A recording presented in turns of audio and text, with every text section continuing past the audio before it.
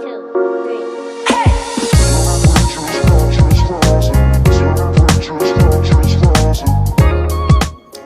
listeners. This is Priya Ramdev, and you're listening to the CHRO Mindset Podcast. Hello, listeners. Welcome back to the season 2 of the CHRO Mindset Podcast. After an amazing first season, we are returning with even more engaging discussions and practical takeaways.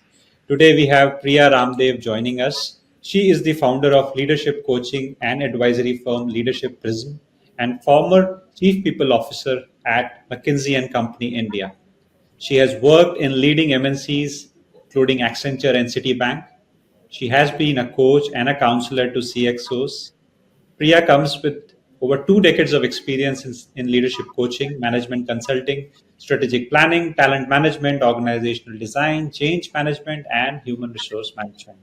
A celebrated industry thought leader with a patent filed against her name, a member of the HBR Advisory Council, recognized as 40 under 40 most influential women leaders in India in 2023 by Business World, and a certified independent director, board advisor, Economic Times jury member, and a regular speaker in industry conferences. So, quite a few accolades that Priya has acquired over the course of an illustrious career in HR.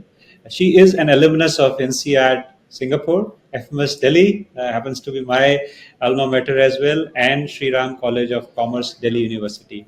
She brings a unique combination of business acumen, strategic problem solving, and a human centered approach to organizations. Priya is extremely passionate about building empathetic workplaces, and that happens to be the topic of today's podcast as well, which is about beyond buzzwords, making empathy a workplace reality. Priya, we are thrilled to have you here joining us on the CHRO Mindset Podcast. Thank you, Pulkit. Like you said, this is an area of my passion, and I would love to speak to the listeners about examples from my experience. Awesome. Thank you so much. So let's get into the topic a little bit more, right? What all we are trying to cover today. So I'll just brief the listeners a little bit about that. So let's talk about this interesting topic that we have at our hands. Empathy is no longer just a buzzword. It's a business imperative. In today's fast-paced, high-stress work environments, organizations that prioritize empathy are seeing higher engagement, lower turnover, and stronger cultures. But what does it take to really build an empathetic workplace? In today's episode, we'll explore the critical role of empathy in leadership, how it impacts productivity and collaboration, and why fostering a culture of psychological safety is more important than ever.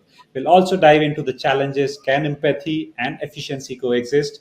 How can leaders genuinely embed empathy into the company culture rather than treating it as a checkbox? And finally, we'll break down the biggest myths about empathy at work.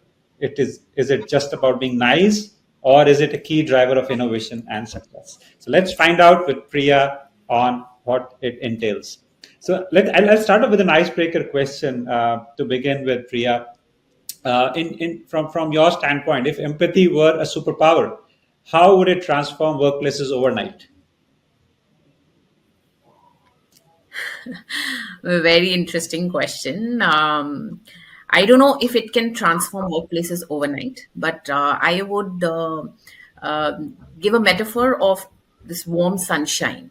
If to me, empathy is this warm sunshine that can make workplaces more inclusive, collaborative, productive, positive, and just like warm sunshine cannot change things overnight, but they can really nourish the plants and the life on earth and help it grow and thrive. That's what empathy can do to organizations, where it can lead to more inclusivity, more collaboration, more engagement, more positivity. And without that, we all know, life on earth can finish, and hence even in organizations, people don't really leave organizations. They leave bad bosses, they leave hostile environments. So without this warm sunshine of empathy, we will find issues in the workplaces, which makes the workplace hostile. Okay, interesting. That's a very interesting analogy, right? Sunshine and empathy, and I totally agree with you.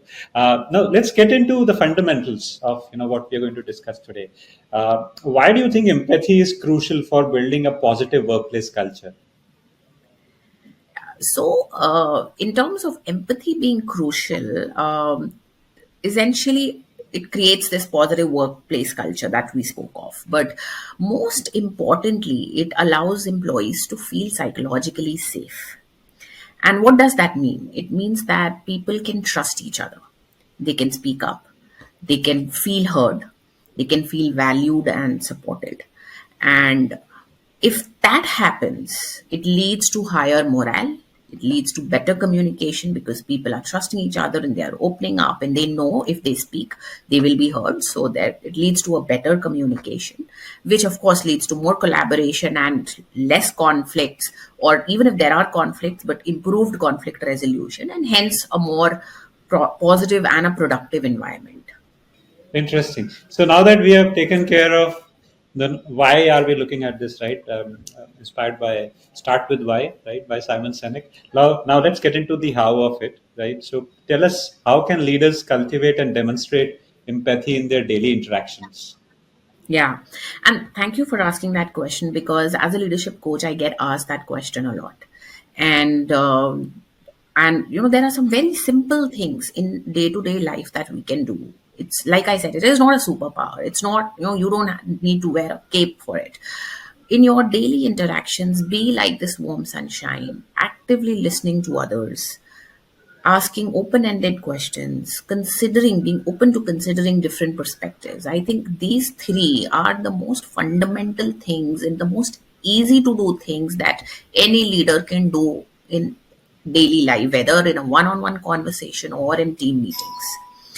The second one is validating emotions. Let's We are all humans. We are not machines in the workplace, and hence, when people will speak, there is going to be some emotions.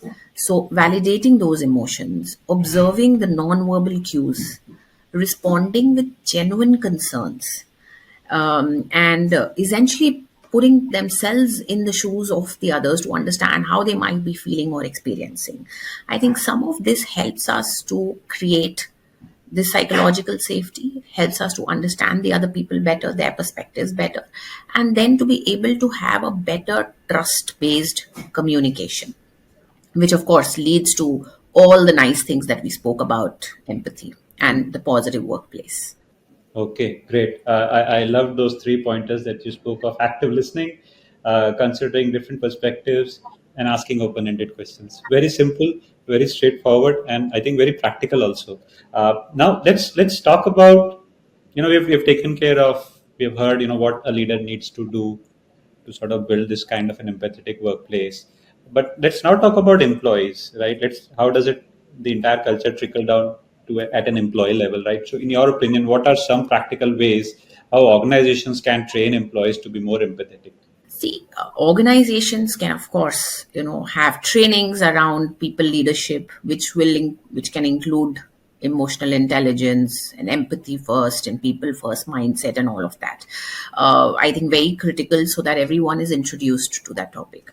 But most importantly is the daily behaviors and the leaders role modeling this, because if you see your leaders being open to perspectives, you will find middle managers being open to perspectives of the colleagues they are supervising, and it automatically trickles down as an expected behavior or an accepted behavior in that organization. If people see that their bosses don't listen, there's only top down communication happening. If they speak up, they are penalized. So if these kind of cultural elements are available, then no amount of training on this topic can help.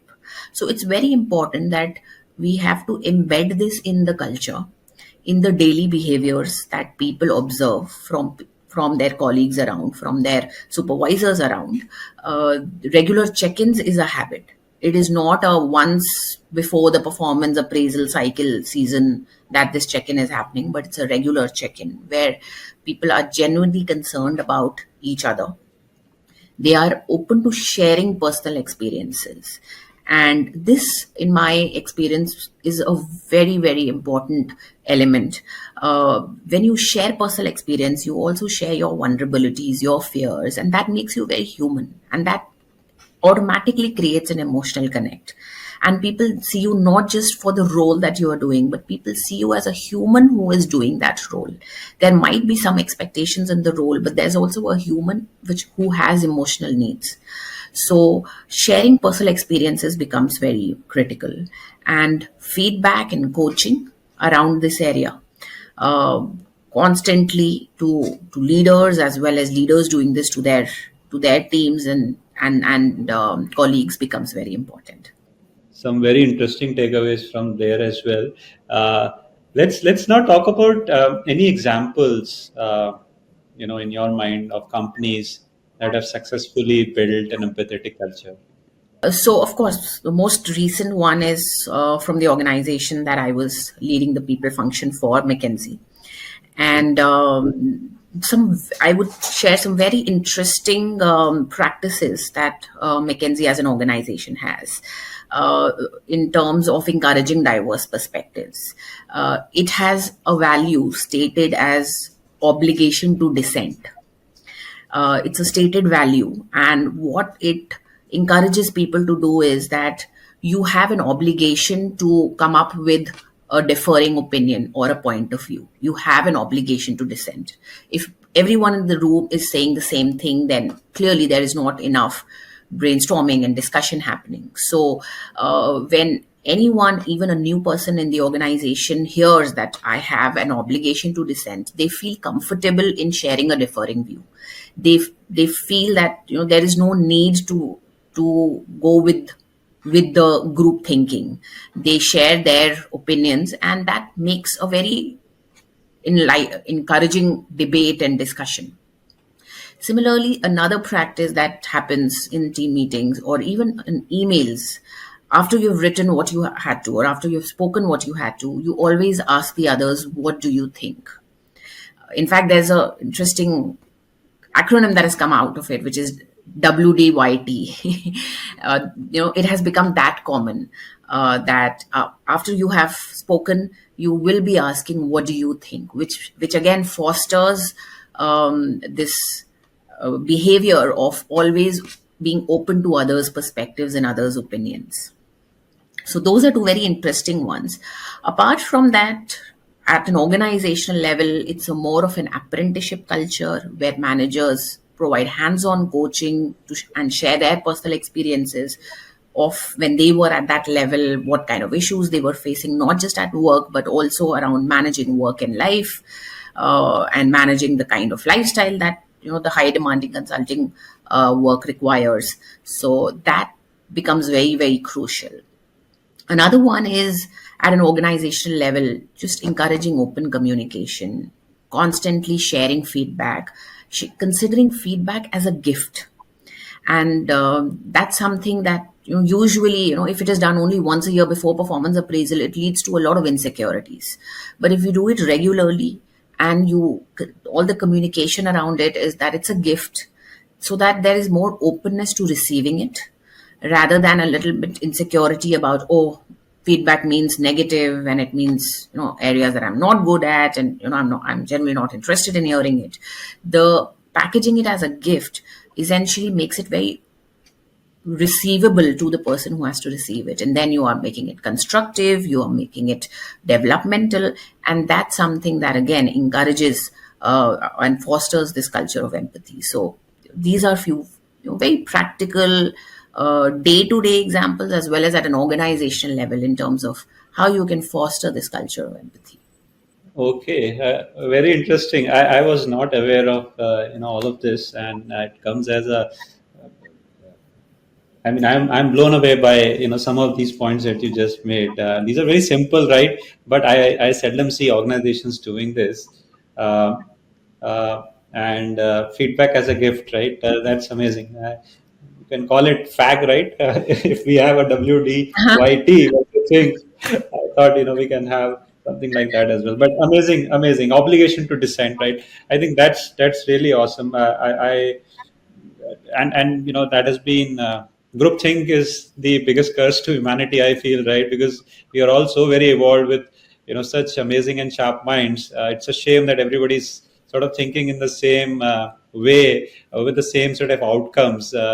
So amazing insights there. Thank you so much for sharing this.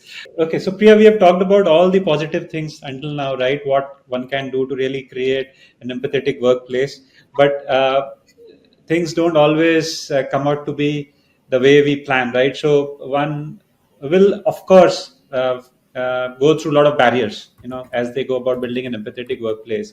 So two parts to this question. Part number one is, what are the biggest barriers to building an empathetic workplace? And second is, how can organizations overcome those? No, this is also a very important question in my mind, because all behavioral elements or behavioral skills are very hard to achieve. And dealing with a workplace of many, thousands of people can make it even harder to achieve at an organization level. So, in my mind, the biggest barriers would be two, which is lack of self awareness and poor communication. Because if you're not aware, you would have unconscious biases. If you're not aware, you would assume the organization structures to require you to be behaving in a certain way, to be saying things in a certain way when you're communicating upwards or downwards. So a lot of those assumptions come in because of lack of awareness.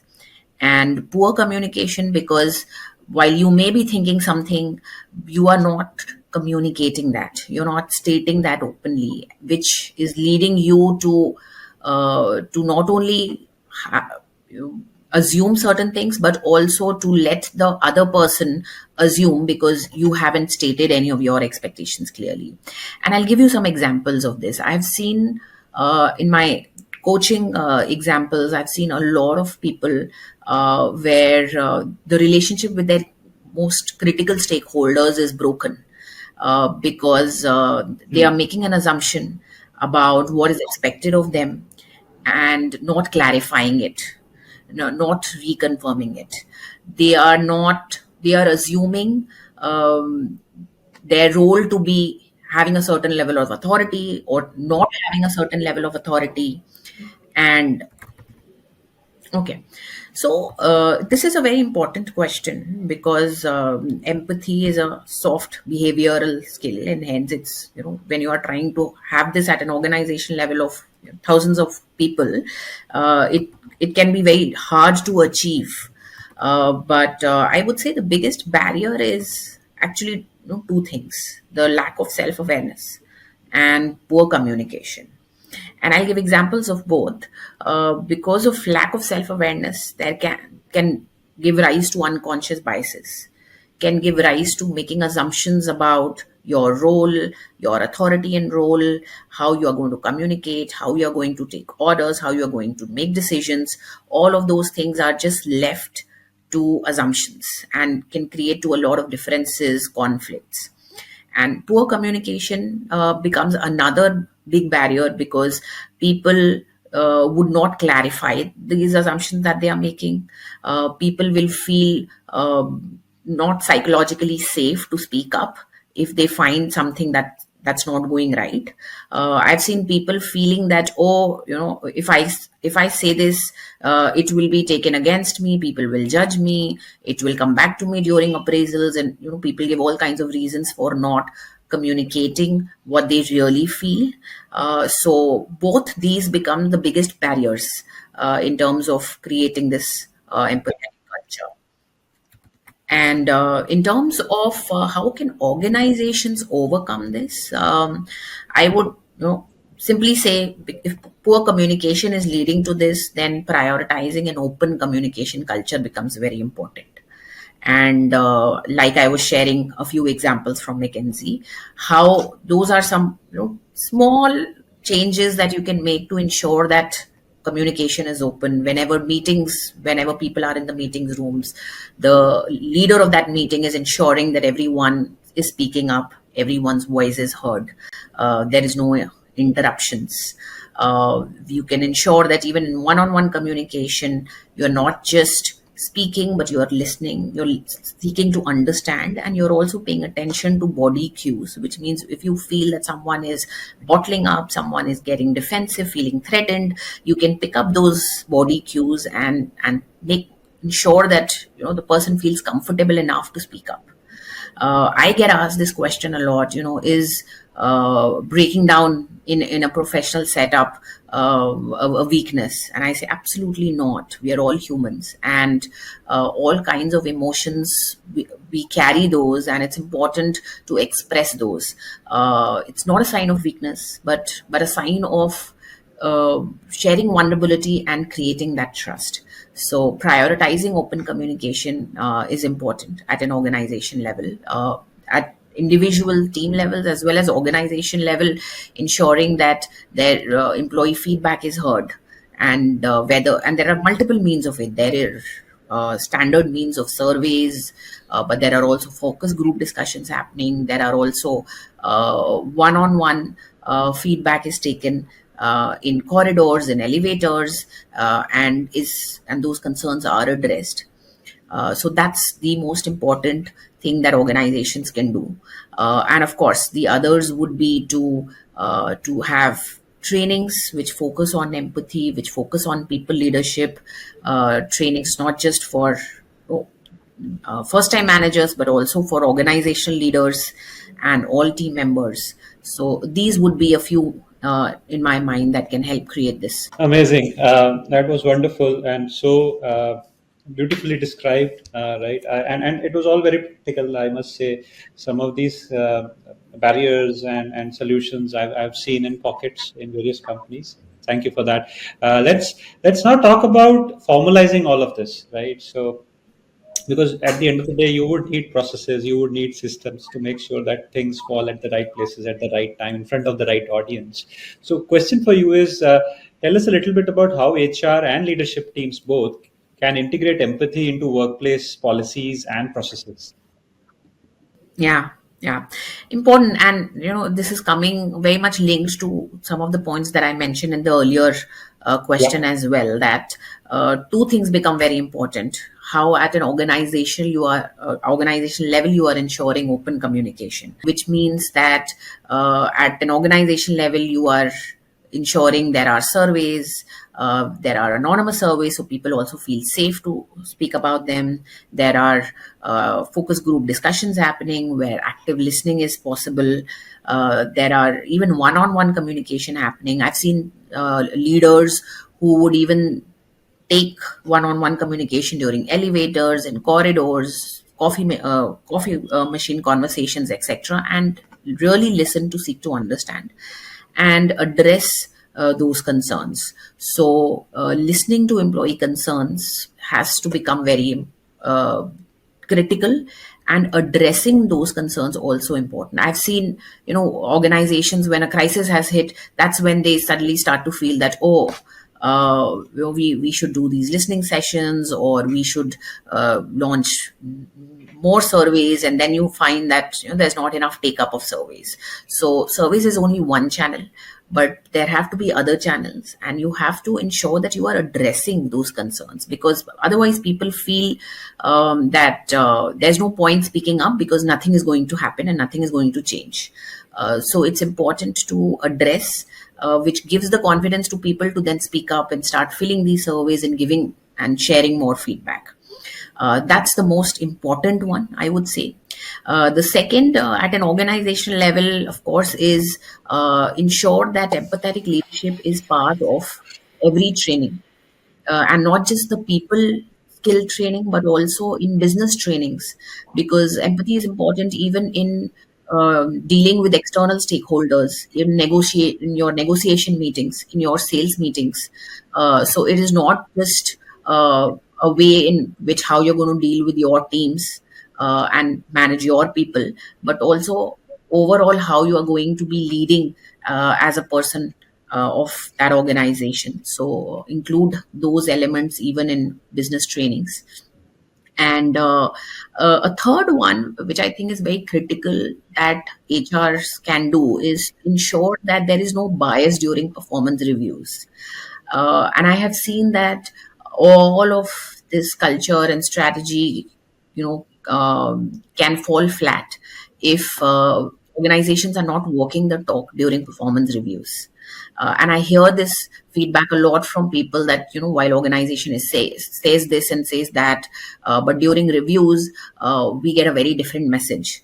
And hence, it doesn't make us feel comfortable about speaking up, or doesn't make us feel psychologically safe. So I think it's important that during performance reviews, we are upholding this in terms of the open communications we have before the reviews, in terms of the feedback that is given after the reviews, and as well as ensure that there is no bias during the reviews. Again, because if there is biases happening, which again will make certain sections of the employee base feel that they cannot trust the organization, they don't feel safe, they will not open up. So these three, to my mind, will be the most crucial ones in terms of company policy and processes. Great. Let's now refer to that amazing quote from Peter Drucker, what gets measured gets managed, right? So talking about all the best practices, insights and whatnot. But when it comes to really, the rubber hitting the road, as they say, tell us, how can organizations measure and track empathy as a key workplace metric? I know it's sort of a little contradictory, right, as a question, because on one side of the house you have something which is very abstract, very intangible, but then on the other side of the house we are asking to track it. So would love to know your take on this. Yeah. No, and a very interesting question. Actually, because see, empathy is a means to an end. And it will be important to measure that end, measure the outcomes. Like we said, empathy is a way in which we can build more collaborative workplace. We can build more engaged workplace, more positive workplace. And hence, using the organizational surveys to measure what employees are saying about the workplace, and how are they perceiving it in terms of being productive, collaborative, inclusive, positive. So if your surveys are saying that they are perceiving the organization to be all of this, which means clearly there is empathy in the organization. So in my mind, instead of tracking the means towards the towards the end, it's important to track the end, the outcome. But some of the examples that I had given were more about, okay, how can we enable empathy in day-to-day interactions, which we should continue to focus on, but we should continue to measure the outcome. And through these surveys and through metrics like employee engagement, even exit interviews, see some exits, of course, happen for career opportunities, for compensation, for all other reasons, which will always be there.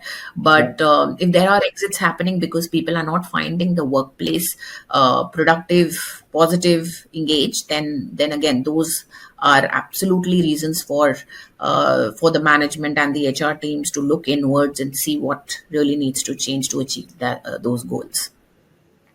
Okay, very interesting. I love that statement. Empathy is a means to an end, right?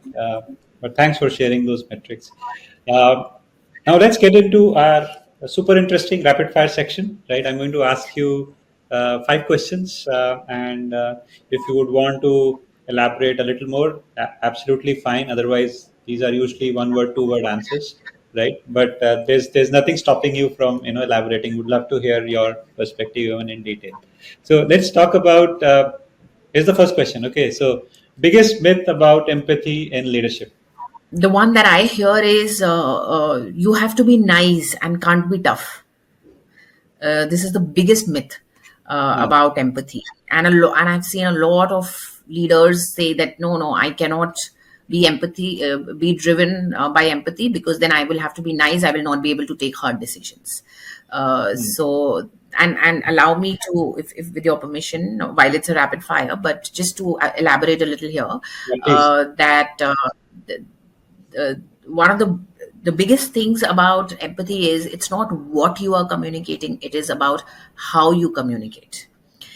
So there will, in an organization, there will be times when you would be taking hard decisions. And as an HR leader, I know there are times when you have to, the bonuses will be less because of the way the business is functioning, there, or the macro environment is such. There might have to be role redundancies and some very tough decisions that might need to be taken. There will always be times when people who high performers who were expecting to get promoted may not have gotten promoted for different reasons. So there will be all these kinds of tough decisions that are made and will have to be communicated. So empathy doesn't mean that you should not be making these kind of decisions, but it is about how you communicate them, how you are open, and having an honest conversation, how you are addressing any concerns that the employees may have, how you are genuinely addressing those,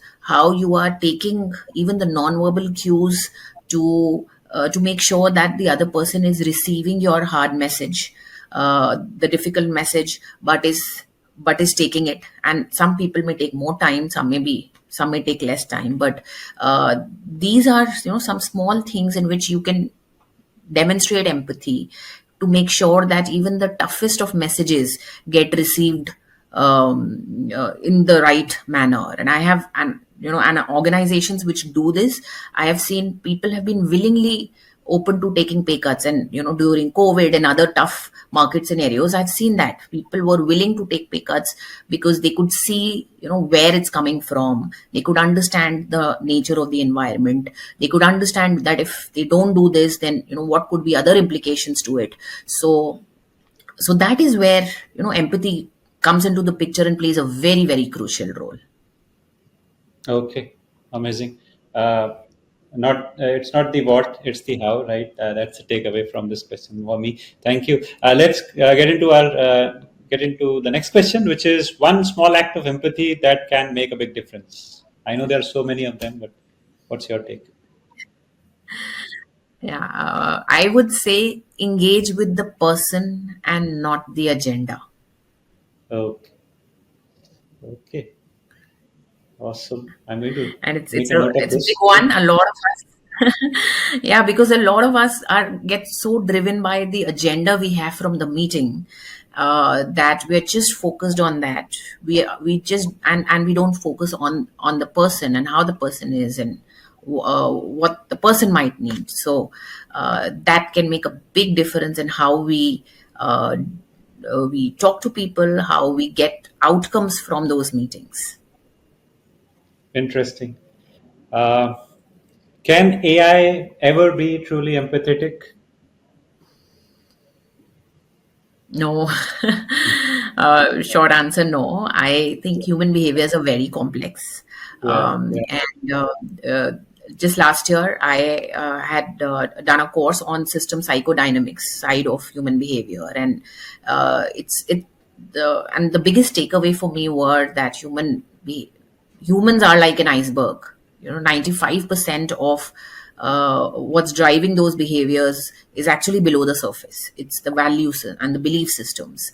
And hence, while you may say something, you will not be able to be 100% sure of what the reaction of the other person will be, because you don't know which value and belief system they are coming from, what Mm. emotional baggage they are carrying. And hence, for AI to truly understand all of that, I don't believe can ever Mm. happen. Mm. Mm. However, I would, given AI is the buzzword, and there's a lot of AI tools that are coming up, even in the areas of psychology and mental wellness and all of that. I can say that AI can definitely learn from the scientific research. It can be used to give tips and tricks, and it can help to be more real time. People may see that as more. Um, uh, because it's anonymous, people may trust it, and hence I think we can use it as a tool to enable some things, but not 100% can we expect AI to be truly empathetic. Okay, awesome. Sorry to chat GPTs and clouds of the world, but that's how it is. Okay. And No, you can use them, and they'll give you tons of, okay, these are the 5 things to do. So they can be your you know uh, an assistant in the sense to help you check box, to remind you, to be that partner in crime in terms of checking you, if you feel that you are not doing any of those five things. But can't AI can't really be that human who would understand your emotions and and the reactions of others because of their emotions. Interesting. And the iceberg analogy that you spoke of sort of reminded me of the Carl Jung psychology framework, right, which was about self, ego, shadow, persona, anima, right. I hear you. Everyone is very different, right? And so one should always talk to the person and not to the agenda. I know it's easier said than done because we are so goal oriented in our day to day lives, especially at workplaces. Everybody, and it's actually ironical also, and maybe tragic to some degree, that we are slowly turning ourselves into bots, right? If one is only focused on the agent and not on the person, then we are no different than an AI bot. So Yeah, yeah, I hope things change for the better. But let's move on to the next question, which is what's one policy every company yeah. should adopt to encourage empathy? I would say, just giving and receiving feedback, Okay. how what role empathy can play in that. And why I'm picking this up is because, see, every organization of any stage, any size, any business, any industry, I think may have different people practices, may have different policies, and that's all right. But this giving and receiving feedback is something which is the core of how we work together and how we do things together and how we grow and how we learn. And this is something that even from our school time, and as we are growing up, every institution does. So this is equally important to educational institutions and non-profit and profit and all kinds of organizations, that feedback is the core. And how we can ensure that while giving and while receiving it, we are being empathetic, will determine how our organization is perceived by the people who run it, the people who are contributing to it. And that's one policy I feel that can be a true differentiator. Okay, interesting. Uh, Next question: what's your personal mantra for leading with empathy? And this is a very interesting question, because something that I have myself practiced and benefited immensely from is no judging and no assumptions. And like, we are all humans, and like most people, I used to be judging people, and I realized this when a leadership coach actually pointed this out to me, that uh, you might, what might you be assuming in these situations, and what might you be judging the other person for. And that's when it was an eye opener for me, that instead of being truly empathetic in the sense of being open to what pressures and what baggage the other person may be coming from, I was judging people for the agenda that I had. And hence I think this mantra really worked for me personally to embed more empathy in my behavior towards others. Yeah, very profound, I must say. I remember I was once reading a book by Dalai Lama, The Art of Happiness. And he, in one of the paragraphs, he did have something similar to this. So it also has its roots in the Buddhism philosophy, for all I know. Okay, very interesting. I wish we could have gone on and on, but we have last question coming up. Unfortunately, that's how podcasts are supposed to be. But my next question is: can empathy and tough decision making coexist, or are they at odds? I know you have already alluded to some components of what an answer for this question would be, but I would love a final take from you, please. It's like Arjuna in the battlefield, if you will, right? So I would love to take Yes. that. Yeah, yeah. No, absolutely. You I think brought about a very, very important analogy here. It's not like I had said. It's not what decisions you make. It's how you say it, and and like in Gita we had heard, it's there is a karma that you have to do, but how you do it, and if you have to take some tough decisions to do it, even if it is taking some tough decisions against your own people and against your family, your friends, your co-workers who are very dear to you. Sometimes those tough decisions need to be taken because you have to do the right thing, and you have to be uh, uh, it's karma, but how you do it is important. The fact that you are in role, and in that role you are doing it, and and there's nothing personal about it, becomes important. I've seen people, and and I'll give one example here. Typically a CHRO and a CFO roles do end up having a lot of working together a lot, but also having to be at odds, when it comes to matters of budgets, etc.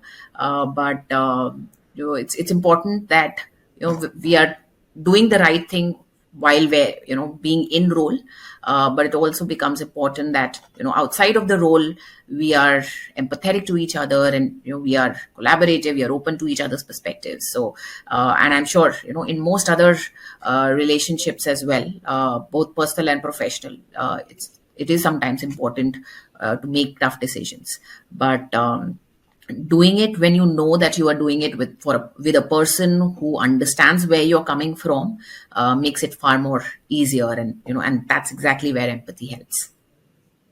Awesome. Thank you.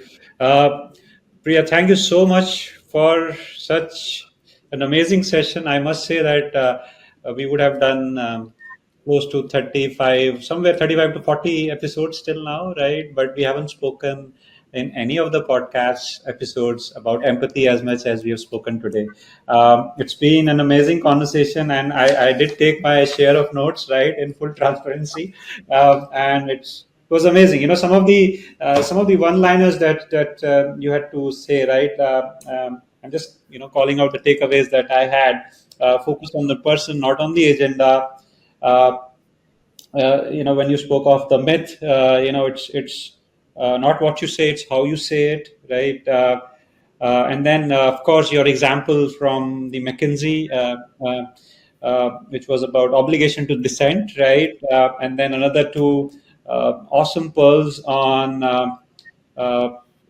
WDYT, which is what do you think, right? And then, of course, the last one was feedback as a gift. I think those were amazing. And even at the start, right, when you spoke of psychological safety, why is there a need for something like an empathy in a workplace? That was an eye opener for me. Again, thank you so very much. These were very practical insights, and I'm hoping that everybody out here who heard you would benefit from all of this that you had to share with us today. Thank you, Pulkit, for inviting me to this platform, and for picking up this topic. To all the listeners, thank you for tuning in to this episode of the CHRO Mindset Podcast. We hope you found today's conversations insightful and inspiring. And do make sure that when you go back, you think about how you can make your workplace a more empathetic one. There are tons of guidance that you would have received from Priya today. That said, don't forget to subscribe, share, and leave us a review wherever you are listening to this episode. Until next time, take good care of yourself, and we'll see you in the next episode. Thanks again.